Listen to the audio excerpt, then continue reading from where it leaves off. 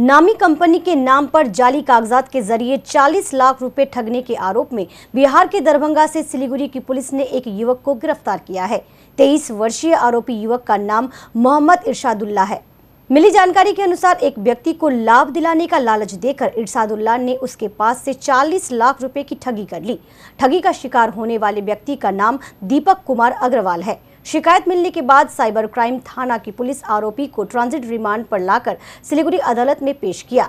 न्यायाधीश ने आरोपी को 3 दिन के रिमांड पर उसे पुलिस के हवाले कर दिया। सिलीगुड़ी पुलिस के अनुसार इस गिरोह में और कौन-कौन से लोग शामिल हैं, इसकी छानबीन की जा रही है। সে বলতে পারেন যে পুরো কাণ্ডের একজন বড় চাই বা মাথা।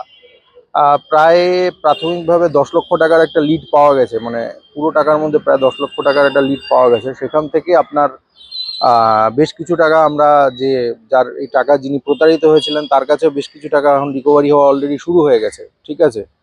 এবং আমি সাধারণ মানুষকে বলবো এসব ইনভেস্টমেন্ট স্ক্যামে যেন তারা নিজেরা বেশি পা না দেয়, কারণ এই ইনভেস্টমেন্ট ফান্ডগুলোতে আলটিমেটলি কারোরই কোনো লাভ হয় না। সাধারণ মানুষ তো টাকা খোয়াচ্ছে, ঠিক আছে। এবং এর মাধ্যমে আপনাদের চ্যানেলের মাধ্যমে সিসিএনের মাধ্যমে আমি মানুষের কাছে এটাই বলতে চাই যে ইনভেস্টমেন্ট স্ক্যামে পা না দিয়ে যেগুলো সঠিক ইনভেস্টমেন্টের পন্থা আছে সেগুলোতে ইনভেস্ট করে আপনারা আগামীতে আপনাদের ভবিষ্যৎ পরিকল্পনা করুন।